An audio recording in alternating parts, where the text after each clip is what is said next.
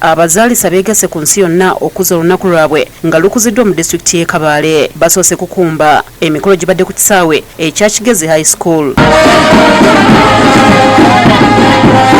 Aboogezi ab'enjawulo basabye abazaalisa balowoozebweko mu ngeri ey'enjawulo nga baweebwa omusaala ogwegasa. Avunaanyizibwa ku by'obulamu e Kabaale Alfred Besigensi annyonnyodde emirimu abazaalisa gye bakola n'okusoomozebwa kwe bayitamu.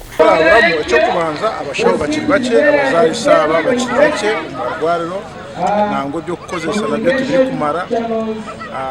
Ekyakashatu netureeba emishahara yaabo ekiri hansi. Dr. Nicholas Kamara ne Dr. Sophie Namasopo batendereza abazaalisa olw'omulimu gwe bakola. At this juncture, I still would like to appreciate our midwives who tirelessly work to make sure that we have safe deliveries.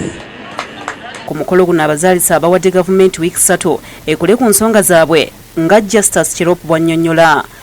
So we are calling upon government that within 21 days at least respond to us how much we expect. Kyokka minisita owa guno naguli mu woofiisi ya Ssabaminisita Justin Kasule Lumumba asoomozezza minisitule y'ebyobulamu ewandiisa lipoota erambika bye beetaaga okutereeza embeera z'abazaalisa.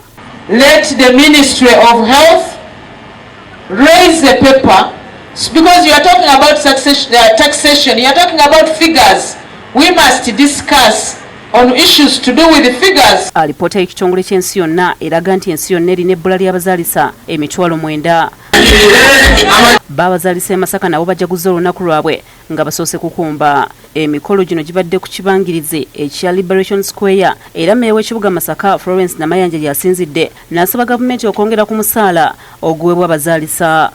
Ensimbi eziweebwa abasawo abazaalisa zongere n'ebikozesebwa zongerweko. Omumyuka wa Pokino Mwalimu Kato Abdallah yeebazizza abasawo olw'omulimu gwe bakola okuyambako bannakazadde b'eggwanga era n'abeebaza okugumira ebisoomooza. Okwebaza kwaffe eri abasawo bano olw'omulimu ogw'ekitiibwa gwe mukola. Musawo Maria Senyonga ng'ono amaze emyaka 35 mu buzaalisa aliko obubaka bw'asibiridde banne. Kanya lulimi nakubeera mugonvu eri abalwadde ojja kusobola okubakolako. Omubaka wa Pulezidenti e Masaka Topista Lule Senkungo asiimye emirimu egikolebwa abazaalisa n'abakubiriza obutasaba balwadde ssente. You are hard working. You are devoted. You don't demand the money to do the work from me when I need you. It's not about clearing the lines. A midwife is multi-talented.